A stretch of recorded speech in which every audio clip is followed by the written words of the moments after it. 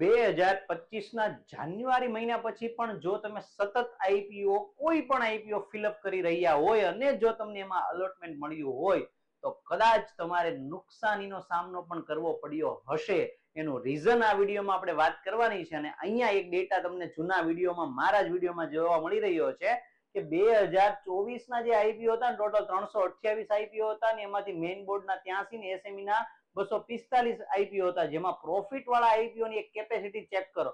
જૂના વર્ષોનો રિઝલ્ટ છે. આ વિડીયો તમે જોવો હોય તો યુટ્યુબ ઉપર જૂનો જોયો પણ અહીંયા જુઓ તમે કે લાસ્ટ યરમાં બહુ જબરજસ્ત રીતે એસએમઈ અને મેઇન બોર્ડ બે આઈપીઓ એ પ્રોફિટ આપ્યો હતો ને એના આગલા વર્ષોએ આપ્યો હતો. પરંતુ અહીંયા વાત કરવાની છે કે 2025 નો જાન્યુઆરી મહિનો પત્યા પછી જે આઈપીઓ આવી રહ્યા છે અને અત્યાર સુધીમાં જેટલા આવ્યા છે એનો એકવાર ડેટા જોઈ લેજો. પછી તમને જો રસ પડે તો એસએમઈ આઈપીઓ અથવા મેઇન બોર્ડ આઈપીઓ ને તમે હજુ પણ બેફામ રીતે એપ્લાય કરી શકો છો. તો ચાલો એકવાર નજર નાખીએ એ હિસ્ટ્રી ઉપર.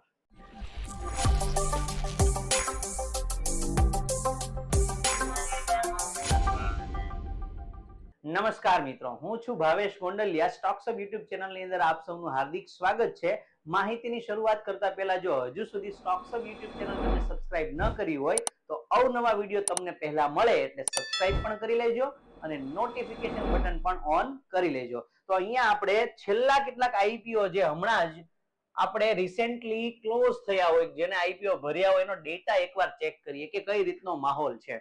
તો ચાલો અહીંયા સૌથી પહેલા તો લાસ્ટ એક એસએમઈ આઈપીઓ હતું જેનું નામ હતું ઇન્ફોનેટિવ સોલ્યુશન્સ.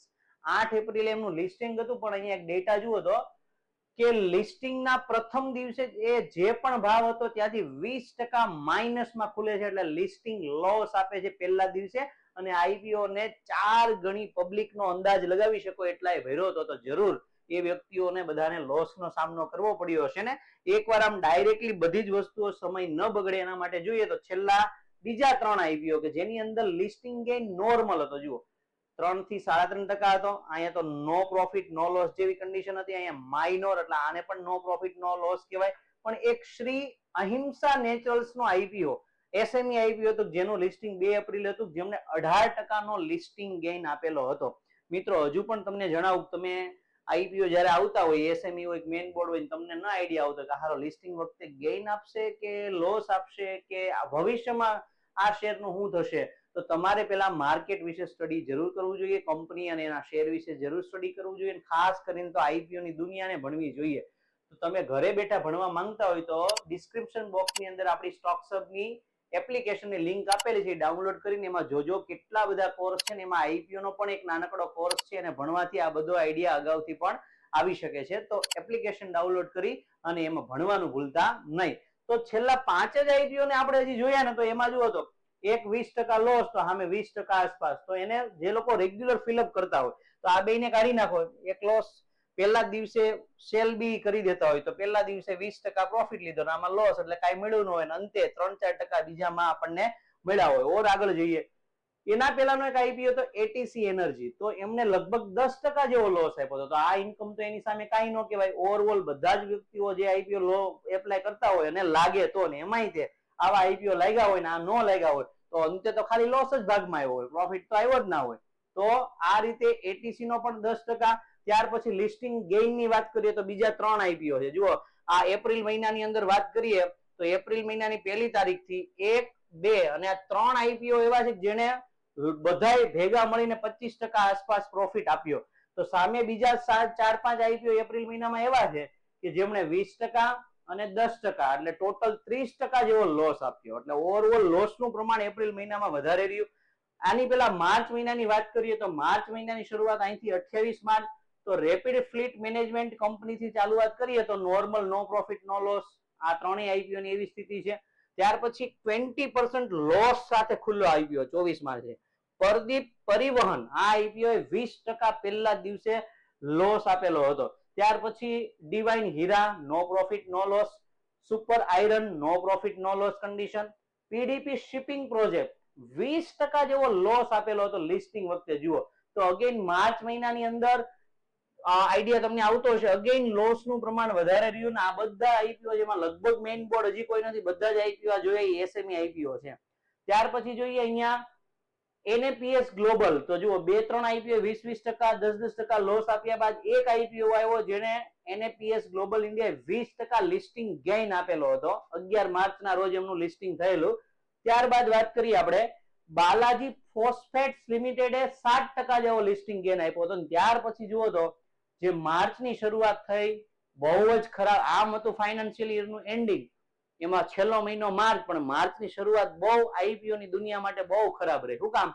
કારણ કે માર્ચની શરૂઆતના પહેલા 3 આઈપીઓ, પહેલો આઈપીઓ હતો 3 માર્ચે બીજાસન એક્સપોટેક લિમિટેડ, એને 17% લિસ્ટિંગ લોસ આપ્યો. એના પછી 4 માર્ચે જે લિસ્ટેડ થતો હતો ન્યુક્લિયસ ઓફિસ સોલ્યુશન, એમને 20% લોસ આપ્યો. અને શ્રીનાથ પેપર જે 5 માર્ચે એને પણ 20% લોસ આપ્યો. જુઓ, અને આ આઈપીઓ નું જરાક સબસ્ક્રિપ્શન ચેક કરો તો લગભગ આ સબસ્ક્રિપ્શન એવું છે જ્યાં આઈપીઓ લાગવાના ચાન્સ પણ વધારે હોય. તો આ લાગ્યો હશે, ઘણા બધા વ્યક્તિઓને એને લોસનો સામનો કરવો પડ્યો હશે. તો માર્ચ મહિનાનું ઓવરઓલ જો આ મોટું તમે એક આરે વિચારો તો અંતે આ માર્ચ મહિનો પણ 2025 નો આમ આઈપીઓ ની દુનિયાની અંદર લોસ આપે ને એવો સાબિત થયો. ત્યાર પછી વાત કરીએ ફેબ્રુઆરી મહિનામાં, તો ફેબ્રુઆરી મહિનાના આ કેટલાક 7-8 આઈપીઓ ના નામ છે. ઓવરઓલ જો અહીંયા વાત કરો તમે બધા જ આઈપીઓ, તો કોઈ 7%, કોઈ 1%, કોઈ નો પ્રોફિટ નો લોસ, કોઈ 4%, ઓવરઓલ 4-5% લિસ્ટિંગ ગેઇનમાં ખુલેલા હતા એ સમયે. બધા જ આઈપીઓ ફેબ્રુઆરીની અંદર જો 3-4, 5%, અમુક છે એ નોર્મલ ખુલેલા હતા. સામે અજેક્સનો એન્જિનિયરિંગનો એક સાથે 8% માઇનસમાં ખુલ્યો. ચંદન હેલ્થકેર નો ફેબ્રુઆરીમાં 4% પ્લસમાં ખુલ્યો અને એલિગન્સ ઇન્ટિરિયર 6% લોસની અંદર ખુલેલો છે. ત્યાર પછી ઓર આગળ જોઈએ 13 ફેબ્રુઆરીએ તો નોર્મલ પ્રોફિટ છે. અગેન પાછા જુઓ 12 ફેબ્રુઆરીની આસપાસ કેન એન્ટરપ્રાઇઝ અને એમવિલ હેલ્થકેર નામના આઈપીઓ આ 10% અને 20% લોસ સાથે ખુલેલા હતા. તો અંતે ફેબ્રુઆરીમાં જુઓ તો ફેબ્રુઆરી મહિનામાં જે લોસના ડિજિટ છે ને આઈપીઓ ખોલવાની બહુ મોટા છે. જ્યારે પ્રોફિટ વાળા આઈપીઓ આવે તો એ નોર્મલ આવે છે. જુઓ 5-5% લોસ, 10-10% અને 20-20% આવા આવે. તો અંતે ત્યાર પછીની વાત કરો ફેબ્રુઆરી, એની પહેલાનો મહિનો, તો ત્યાંની જે જર્ની હતી સ્ટોક માર્કેટની એ ધીમે ધીમે બદલાતી એવી દેખાય. કે પેલા જે ગયા વર્ષ 2024 ડિસેમ્બરમાં જે પ્રોફિટ આપતા હતા આઈપીઓ, જો આ બધા જાન્યુઆરી પહેલા, એટલે મેં વાત કરી કે ફેબ્રુઆરી પછી જે લોકો એપ્લાય કર્યા હશે એને બહુ તકલીફ આ આઈપીઓમાં સામનો કરવો પડ્યો હશે. એ પેલા જબરજસ્ત રિટર્ન આપે એવા આઈપીઓ જાન્યુઆરી અને એના પહેલાના આગલા વર્ષે, જે હમણાં હું આગળ મેં સ્ક્રીનશોટ તમને બતાવ્યો કે કેટલા આઈપીઓ પ્રોફિટેબલ હતા.